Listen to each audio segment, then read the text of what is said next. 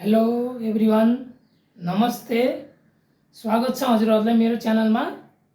आज पनि म एकचोटि पहिला पनि मैले बनाएको थिएँ केराको मिठाई बनाएको थिएँ। त्यस्तै मिठाई आज पनि म बनाउन जाँदैछु। हेर्नु होला, आज चाहिँ अलिकति गुड थोरै छ, यसमा म चिनी मिसाएर बनाउने हो है। केरा चाहिँ पहिलाचोटि बनाउँदाखेरि हाम्रो उता नेपालतिर पनि पाइने विकासी केराको बनाएको थिएँ भने आज चाहिँ म चेन्नईमा छु। अनि यो चेन्नईमा पाउने लोकल केरा हो, सानो सानो हुन्छ। 16 पिस छ यो केरा चाहिँ। अनि मुम्फली छ है। यो भिडियो बनाउँदै गर्दा भिडियो सुरुदेखि अन्तिमसम्म हेरेर हजुरहरूले साथ दिनु होला है। मैले केरालाई छिलिसकेँ है। अब यसलाई म मिक्सीमा पेस्ट बनाउँछु है त। मैले केरालाई पेस्ट बनाइसकेको छु है। ल, बनाना स्विटको लागि मैले यो हिटरमा कराई बसालिसकेको छु। कराई पनि हिट भइसकेको छ। म तेल हाल्दैछु है। ल, तेल पनि तातिसकेको छ है। म यो केराको पेस्ट राख्न जाँदैछु।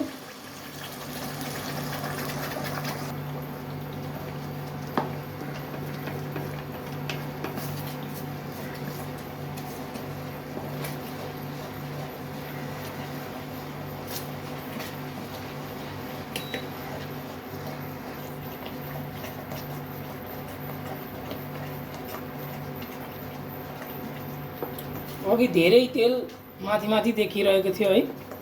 त्यो तेल चाहिँ केराको पेस्टले सोसिसकेको छ है त। अब यो यतिको भइसकेपछि मैले अघि भेली पानी पकाएर राखेको थिएँ, म त्यो भेली पानी हाल्दैछु है।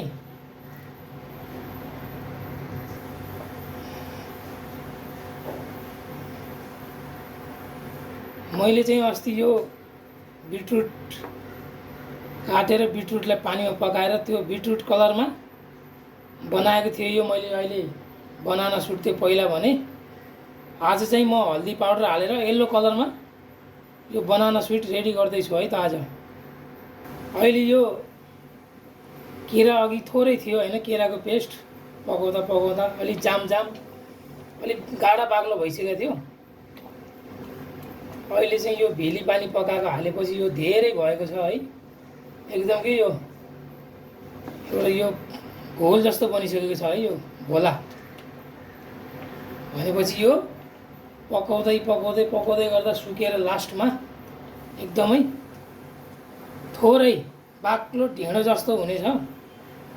अनि त्यसलाई मिठाईको रूपमा बनाएर काटिन्छ है त। अब यसमा म 3 चम्चा जति चामलको पिठो पनि राख्दैछु है।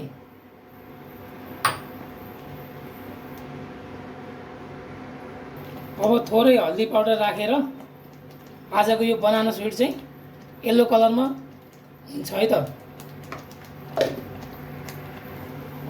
थोरै आज भेली कम थियो होइन, त्यही भएर मैले थोरै चिनी पनि राखिदिएको छु, लगभग 2 चम्चा जति। अहिले यो यतिको बाक्लो भइसकेको छ हेर्नु।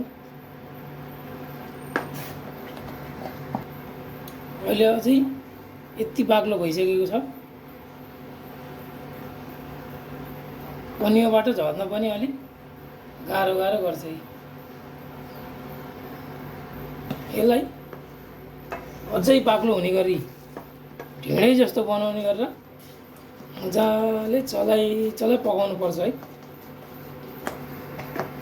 बनाना स्विट बनाएर खाने हो भने चाहिँ है, दसैँ तिहार आएको छ। मासु त घरमा अब कहिले ब्रोइलर, कहिले राँगाको मासु, कहिले खसीको मासु, कहिले बोकाको मासु है भइहाल्छ। तर स्विट पनि यसो खाना खाएपछि एक पिस खाँदाखेरि क्या मजा आउँछ नि फेरि। त्यही भएर यो बनाना स्विट हजुरहरूले पनि यो दसैँ आउन लागेको दसैँको छेउछाउतिर बनाएर राख्नु होला है। पहिलाचोटि मैले बनाउँदाखेरि अस्ति घिउमा बनाएको थिएँ, आज म तेलमा बनाएको छु है। हजुरहरूले घिउमा बनाउनु भयो भने स्वाद अलिक बढी भेटाउनुहुन्छ।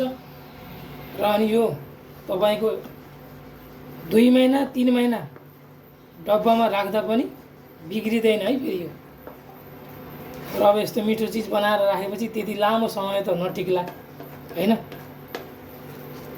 धेरैमा धेरै 15 दिन टिक्ला, त्यसपछि त चट होला, हप्ता दिनमै चट हुन्छ। धेरै बनाउनु भयो भने चाहिँ अब खानै नसिकेर धेरै बनाउनु भयो भने चाहिँ अब रहला 1 महिना जति। चट्ट खाना खाएपछि 1-2 पिस कति मजा आउँछ।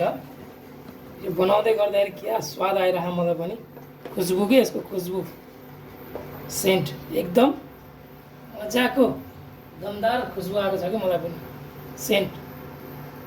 अब यो यतिको गाढा भइसकेपछि हेर्नु, ढिँडो जस्तो लगभग भइसक्यो।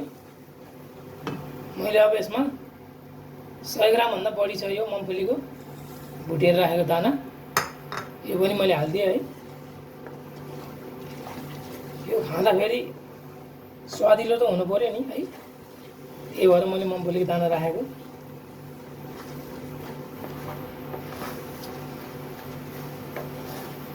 कस्तो देखिएको छ यो बनाउँदै गर्दाखेरिको यो बनाना स्विट।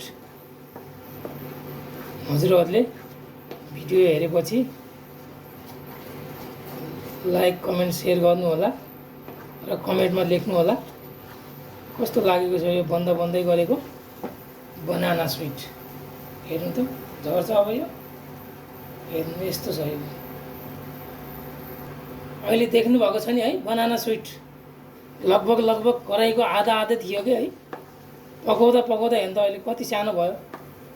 यसरी पकाउनु पर्यो अनि बल्ल पर्फेक्ट हुन्छ यो बनाना स्विट है त। ल अब यो बनानाको यो मिठाई जुन छ, केराको मिठाई हाम्रो पर्फेक्ट भइसकेको छ है। म एउटा भाँडोमा तेल लगाएर त्यसमा राखेर सेट हुन दिन्छु। फेरि सेट भइसकेपछि पनि हजुरहरूलाई लास्टसम्मको भिडियो हजुरहरूलाई देखाउने छु है त मैले है त। ल अब मैले हिटर अफ गरिदिन्छु है।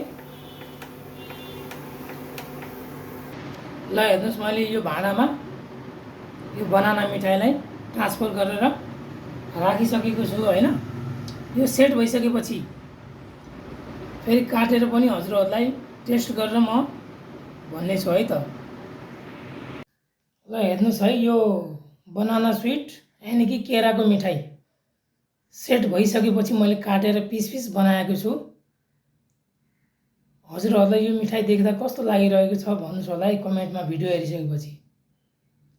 एकचोटि हजुरहरूले पनि बनाएर खाने कोसिस गर्नु होला है। यतिको राम्रो एकदम मिठो मिठाई बनाएर हजुरहरूले पनि एकचोटि अवश्य ट्राई गर्नु होला। र यो यस्तै भिडियोहरू आइरहन्छ। पहिला मैले भिडियो डेली हाल्थेँ, अब चाहिँ शनिबार सोमबार र बुधबार हाल्ने गरेको छु हैन। र भिडियो हेर्न नछुटाउनु होला। यति भन्दै हजुरलाई एक पिस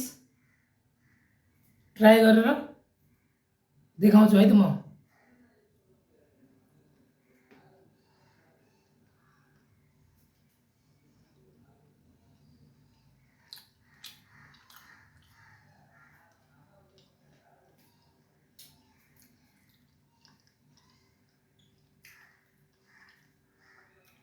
यो मिठाई बनाउँदा मैले के सामान हालेको छु हजुरहरूले भिडियो हेरेपछि त पक्कै थाहा पाउनुहुन्छ हैन। एकदम दामी स्वादिष्ट मिठाई बनेको छ। हजुरहरूले पनि बनाएर एकचोटि ट्राई गर्नु होला। र यति भन्दै हजुरहरूलाई अर्को भिडियोमा भेट्ने बाचा गर्दै बाई बाई एन्ड नमस्ते।